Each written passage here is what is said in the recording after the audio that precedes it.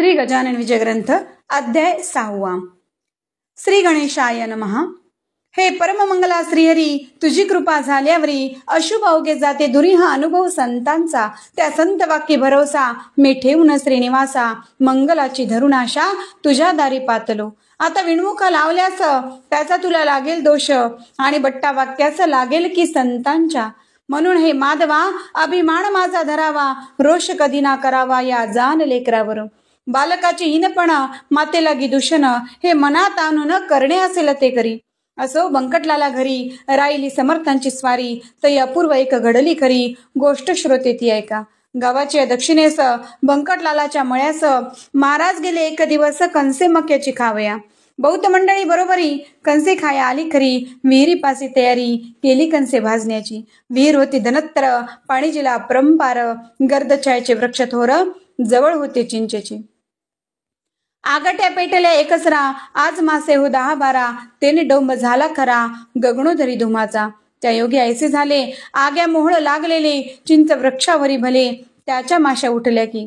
त्या माशा उठता क्षणी मंडळी गेली पळूनी, कंसे ठिकाणच्या ठिकाणी मक्याची ती राहिली हो. त्या आग्या मोहळांच्या मक्षिका पसरल्या अवघ्या मळ्यात देखा, घोंगड्याचा करून बुरका, कोणी गेले पळून.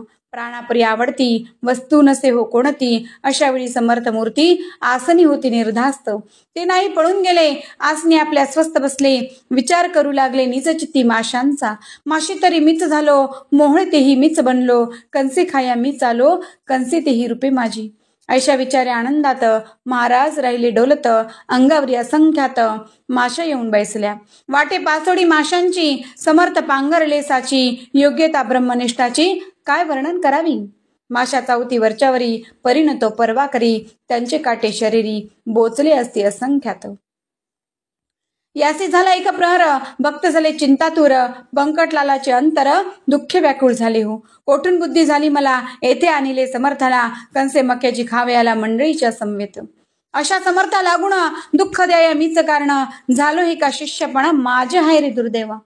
बंकटलालाने तयारी पुढे येण्याची केली खरी, हे जाणून अंतरी कौतुक केले समर्थांनी. जीवांनो जा निघून, बसा मोळी जाऊन, माझ्या बंकटा कारण तुम्ही कोणी न चावावे. जमलेल्या मंडळीत बंकटाच निस्सिम भक्त, जो माझ्या प्रित्यर्थ येत आहे धावून या.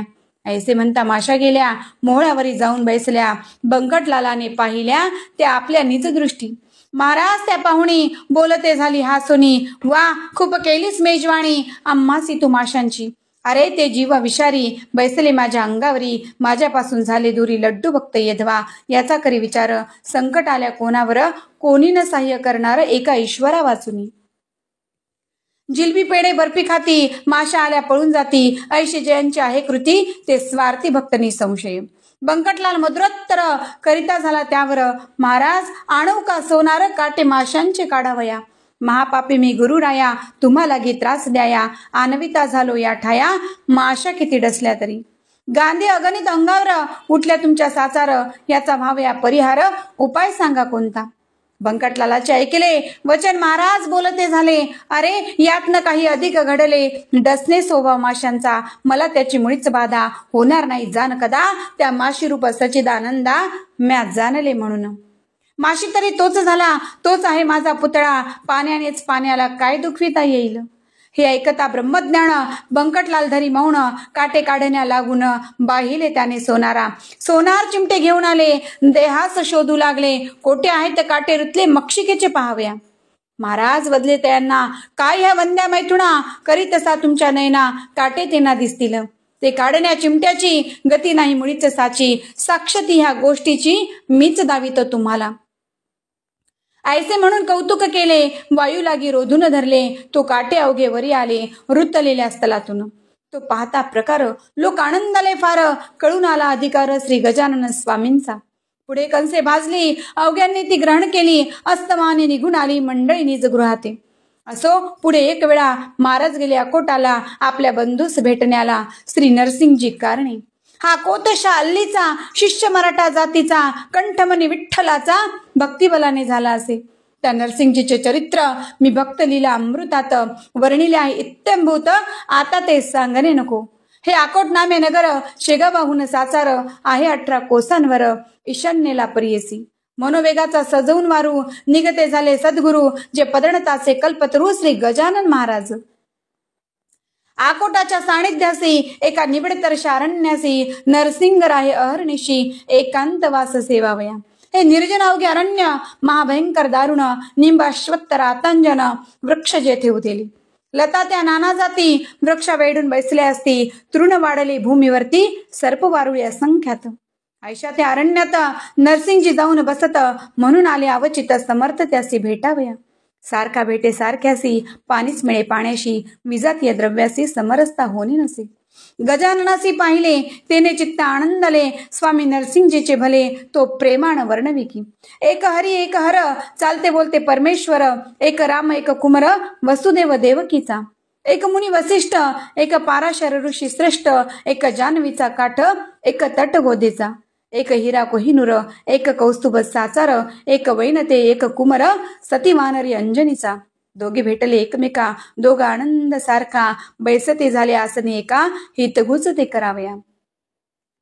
अनुभव ते आपापले एकमेका कथिते झाले, नरसिंगा तू उत्तम केले प्रपंचात राहिलास, मी त्याग केला त्याचा स्वीकार करून योगाचा. या सच्चिदानंद तत्वाचा करिता झालो विचार.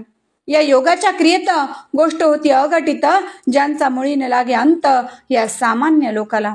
त्या गोष्टी लपवावया, पिसा बनवलो जगा ठाया, उपाधी ते नासावया वेड बळेच पांघरलो. तत्व जाणण्या कारण मार्ग कथिले आहेत तीन, कर्म भक्ती योग म्हणून शास्त्रकारांनी शास्त्रात. फलयातिनी मार्गाचे एकचे आहे अखेरीचे, परिबाह्य स्वरूप त्यांचे भिन्न भिन्न असे की.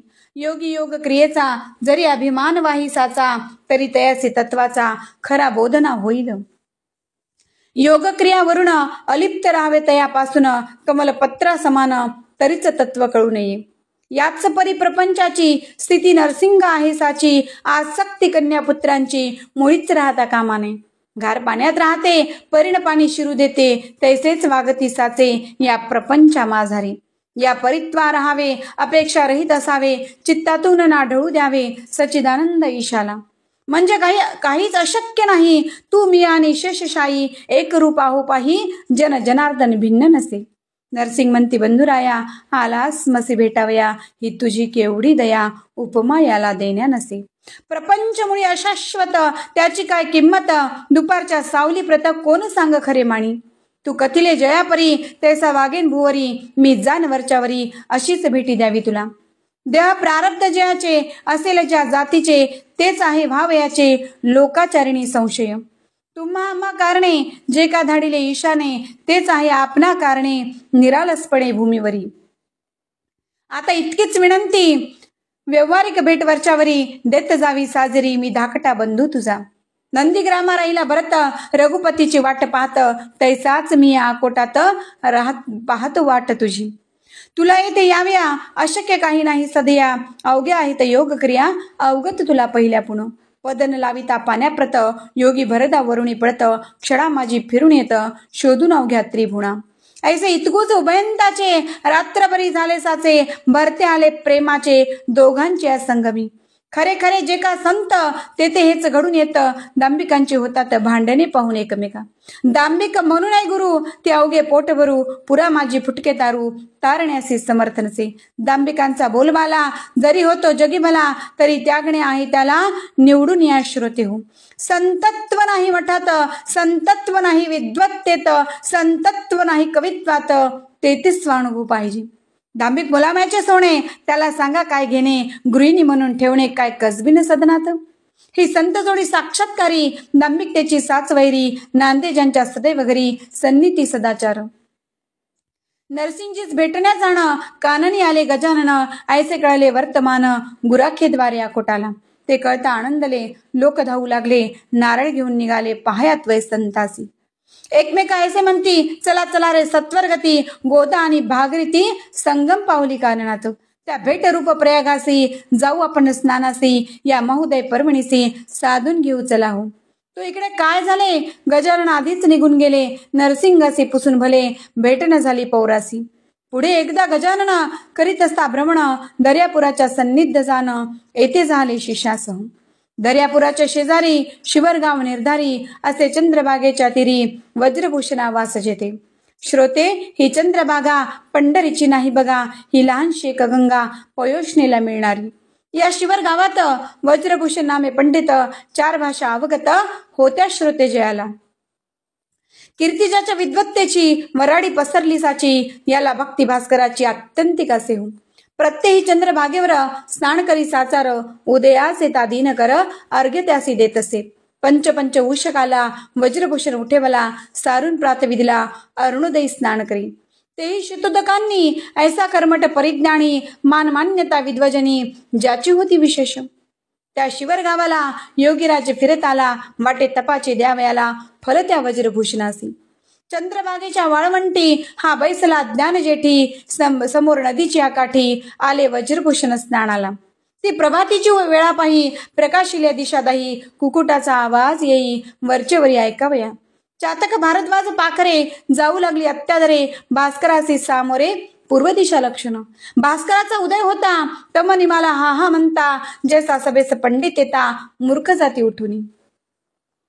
ऐशा त्या सुप्रभाती वाळवंटी गुरुमूर्ती, बैसली होती निश्चिती, ब्रह्मानंदी डोलत. सवे शिष्य अपार बसले होते मंडलाकार, ते शिष्य नव्हते किरणे थोर त्या गजानन भास्कराची. तै वज्रभूषण तत्वता झाला सूर्यासी अर्घ्य देता, तो हा पुढे ज्ञान सविता त्याने पाहिला प्रत्यक्ष. सूर्याप्रमाणे सतेज कांती आज अनुभव निश्चिती, दृष्टी नासाग्राच्या वरती स्थिर जयाची झाली असे. ऐसा पुरुष पाहता क्षणी वज्रभूषण हर्षला म्हणी, संध्या सामान घेऊनी आला जाऊन जवळ त्यांच्या. अर्घ्य दिले पायावरी गजाननाच्या सत्वरी, प्रदक्षिणाई अखेरी त्याने घातली त्याला. मित्राय नमः, सूर्याय नमः, भानवे नमः, खगाय नमः, ऐसी नावे घेऊन पहा घातले 12 नमस्कार. शेवटी आरती वाळिली, गजाननासी आदरे भली, न्यूनता ती नाही पडली कशाचीही त्या ठाया. प्रार्थनापूर्वक नमस्कार साष्टांग केला अखेर, मुखाने ते स्तवन थोर महाराजांचे चालले. माझ्या तपाचरणाचे फळ आजी मिळाले साचे, दर्शन दिव्य पायांचे आज झालो धन्य मी. नवोदरीच्या भास्कराला देत होतो अर्घ्य भला, तो आज प्रत्यक्ष पाहिला ज्ञाननिधी योगेश्वर. हे पूर्ण ब्रह्म जगचालक ज्ञान राशी, ऐसे युगायुगी किती अवतार घेसी, झाल्या सदर्शन तुझे भयरोग चिंता, नासे गजानन गुरो मज पाव आता, मज पाव आता, मज पाव आता. ऐसी प्रार्थना करून संपविले त्याने स्तवन, योगेश्वरी आलिंगन दृढ दिले त्या दोन्ही करी. माये जैसी लेकराला प्रेमी धरी पोटाला, देवी वज्रभूषणाला धरिते झाले महाराज. मस्तकावरी ठेविला कर आशीर्वाद दिदला थोर, सर्वदा तुझा जय जयकार होईल बाळा वज्रभूषणा. कर्म मार्ग सोडू नको, विधी निरर्थक मानू नको, मात्र त्यात होऊ नको लिप्त बाळा केव्हाही. आचरून कर्मफल टाकीता भेटतो घननिळ, त्याच्या अंगीन लागे मळ या कर्माचा केव्हाही. तू आता आपल्या सदनी माझे बोल ठेवी म्हणी, प्रत्ययी माझे ध्यानी तुला होत जाईल दर्शन. ऐसे म्हणून प्रसाद दिला श्रीफलाचा श्रोते भला, त्या वज्रभूषण पंडिताला महाराज आले शिगावी. ह्या शेगावाचे होते नाव पूर्वकाली शिवगाव, अपभ्रंश लादला ठाव शेगाव या शब्दाला. तेच हल्ली प्रचलित आहे बुधो वराडात, 17 पाटील होते सत्य ह्या एकाच ग्रामाला. महाराज शिगावासी आले परीन स्थिर राहिले, हमेशा ते भटकत फिरले मनास येईल त्या स्थळा. आकोट अकोले मलकापूर नावे सांगावी कुठवर, चांदण्यांची न होणार मोजदाद को नाही.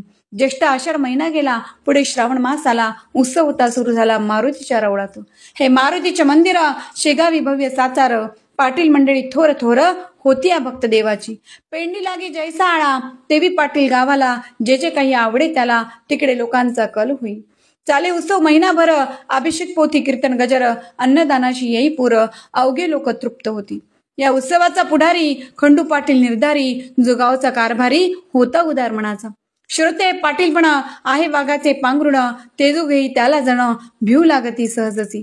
गाव करीते रावण करी, ऐशी मराठी भीतरी, मन एक आहे साजरी ती यथा तथ्य असे. त्या मारुती मंदिरासी आले गजानन पुण्यराशी, श्रावणाच्या आरंभासी उत्सव श्रीचा पहाव्या. बोलले बंकट लालासी, मी आता या मंदिरासी, राहीन जाण हरनिशी, त्याचा शोक करू नको. गोसावी संन्यासी फकीर यांना कायमचे राहण्या घर, योग्य नाही साचार तुम्हा प्रापंचिकांचे. मी परमहंस संन्यासी आता राहतो मंदिरासी, तू बोलाविशी ज्या दिवशी तेवढ्या पुरता येईन तेथ. हे अंतरीचे गुह्य तुला कथन केले बंकटलाला, स्वामी शंकराचार्याला भ्रमण करणे भाग आले. गोसावी मच्छिंद्र जालंधर हेही राहिले निरंतर, प्रापंचिकांचे वगळून घर कानन माझे वृक्षातले. छत्रपती राजा शिवाजी जो रण बहादूर वीर गाजी, ज्याने हिंदूची रक्षली बाजी दंडून दुष्ट यवनांना. त्या शिवाजीचे प्रेम फार होते रामदासावर, परिसज्जनगडावर स्वामी होते वस्तीला. याचा विचार करावा, हट्टमुळी ना धरावा, माझ्या म्हणण्यास मान द्यावा, यात कल्याण तुझे असे. निरुपाय होऊन अखेर देता झाला रुकार, तो बंकटलाल सावकार गजाननाचे म्हणण्याला. मंदिरी स्वामी समर्थ येता हर्ष झाला समजता, भास्कर पाटील शुश्रूष्य करिता जवळ राही निरंतर. हा दासगुण विरचित श्री गजानन विजय नामे ग्रंथ मोक्षला दावपथ संत चरण सेवेचा शुभम भवतो. श्री हरिहरा प्रणमस्तु इति षष्ठोध्याय समाप्तः. हरये नमः हरये नमः हरये नमः. अनंत कोटी ब्रह्मांड नायक महाराजाधिराज योगीराज परब्रह्म सच्चिदानंद भक्त प्रतिपालक शेगाव निवासी समर्थ सद्गुरु श्री गजानन महाराज की जय.